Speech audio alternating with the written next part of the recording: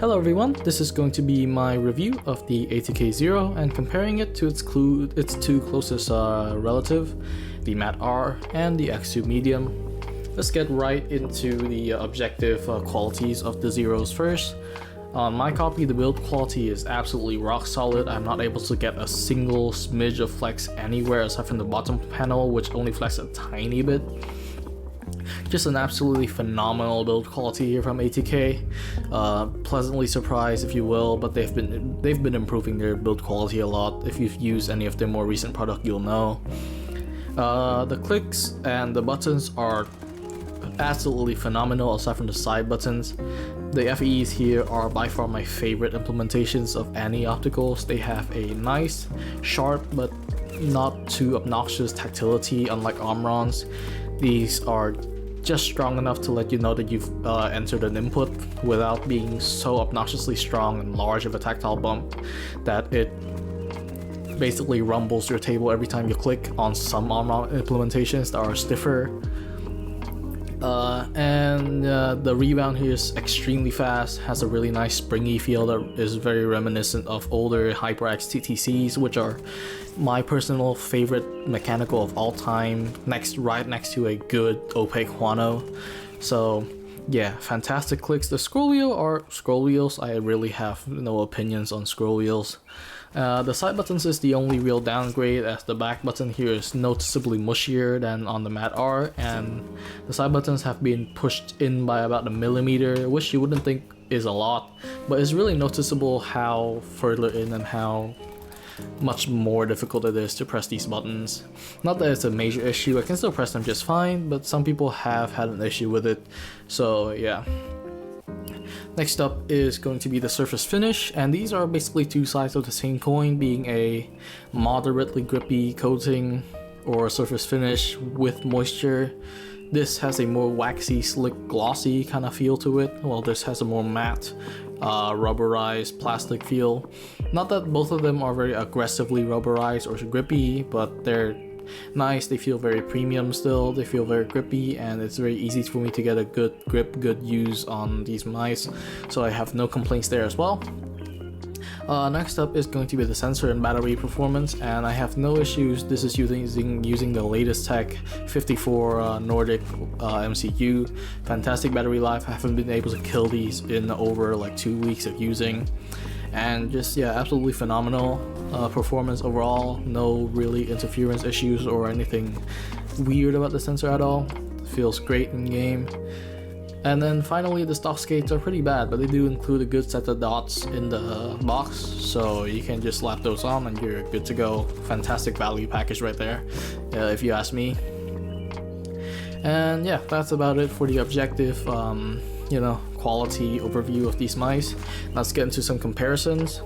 And really, there's not much comparing to do aside from like the minor shape differences between this and the X2 Medium. Basically, these both have a relatively wide grip width, this being at a 5.9 while this is at a 6 centimeter flat.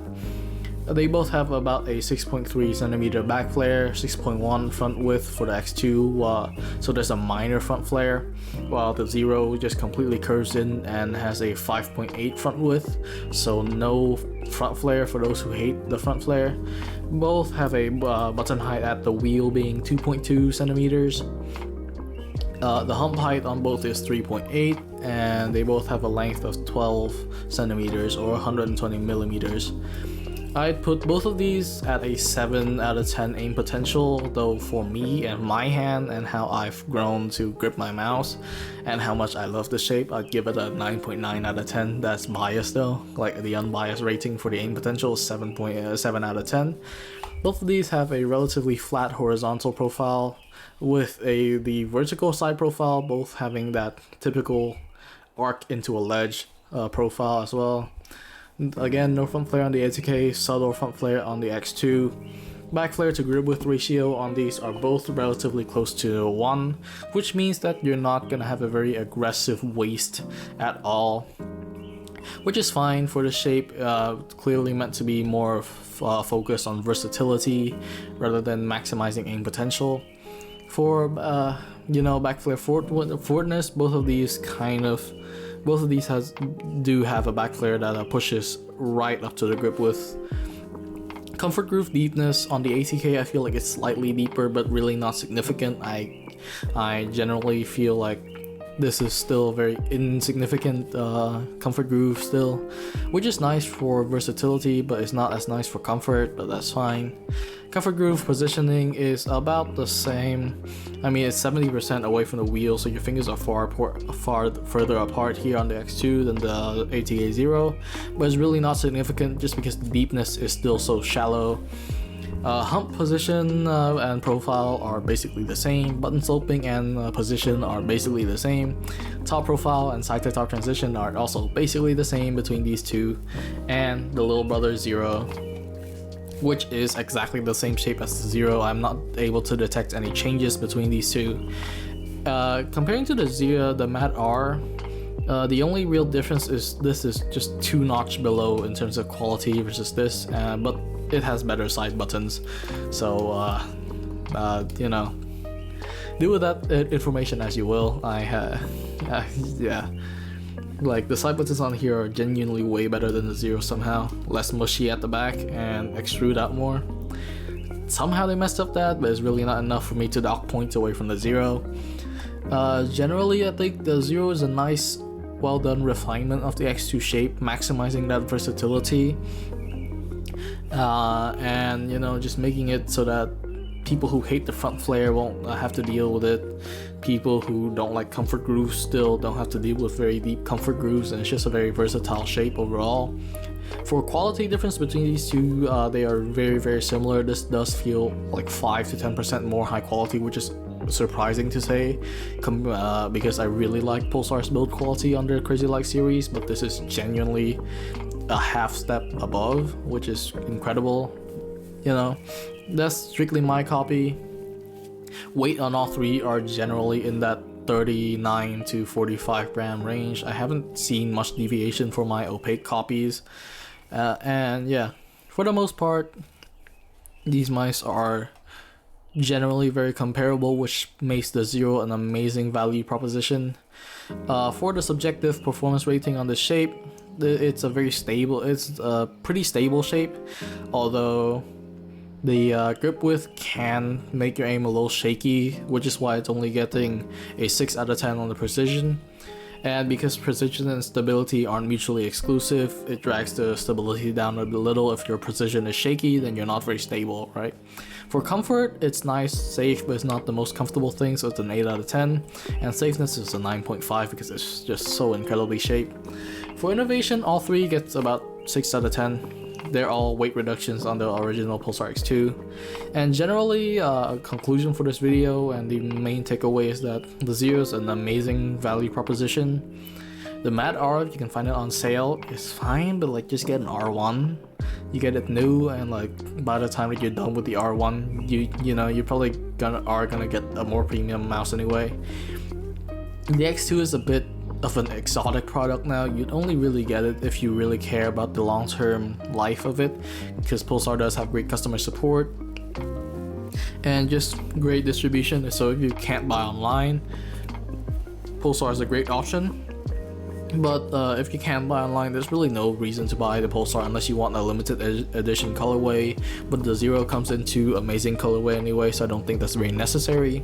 And it's just like, yeah, this really does demolish the value proposition of the Pulsar X2 or Mat R, because it's a replacement to the Mat R obviously, but it really does just feel like high quality and competes fair and square with the X2, but it has better specs, slightly better, just a smidge better build quality, and a much better price. So like, there's just really no reason to go for this anymore. It hurts me to say, but like at this point, I'm basically on the ATK train. I really like my X1 V2. I really like my F1 V2. Both of them are in my main rotation. So yeah. Anyway, that's about it for this review of the ATK Zero. I will proceed to go to bed, and I hope you guys enjoy some highlights.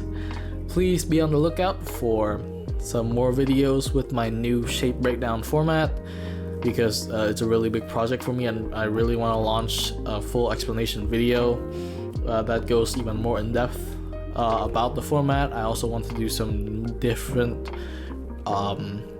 reviews for other fields like audio, especially headsets, which I'm really into right now. So hopefully those videos are gonna come soon, and hopefully you guys are on the lookout and are excited for those videos. Anyway, I'm gonna go take a get some sleep. Bye.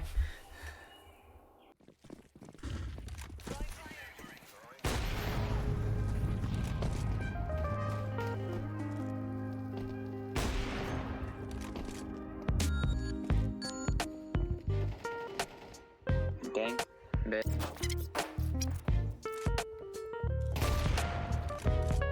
Bottom mid.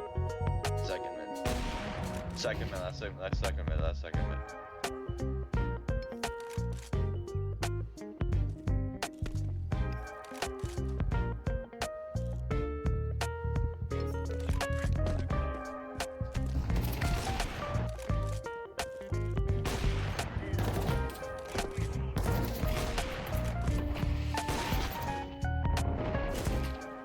Nice, sick cat.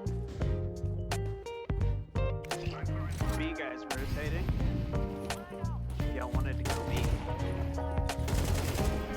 Ciao. He's lit. He's on ramp. He's very. Yeah, he's stuck ramp. One long and one ramp. I'm out. CT. Bye. I'm ass.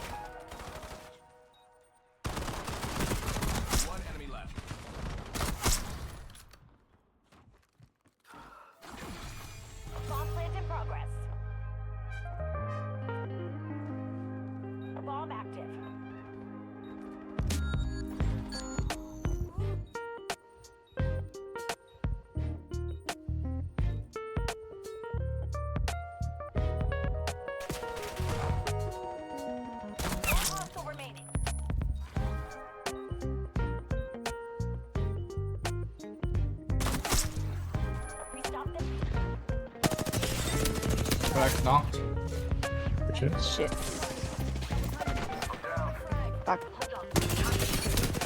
Crack knocked.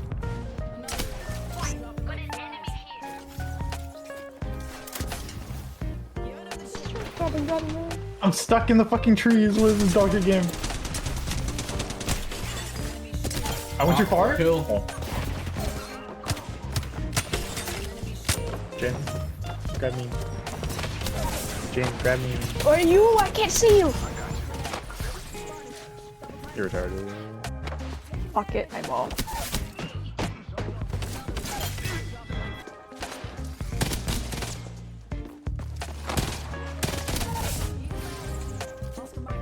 Hello. Use your nice.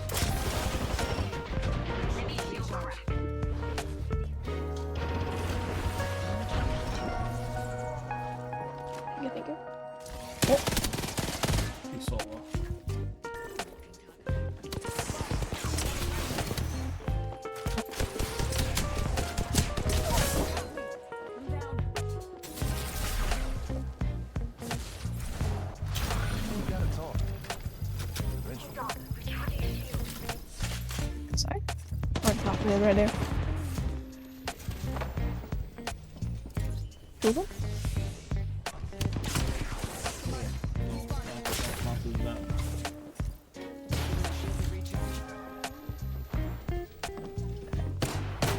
Ooh.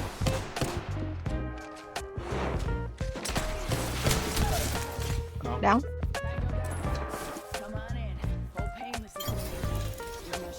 Nice. Is that it? Nope, there's one on that side.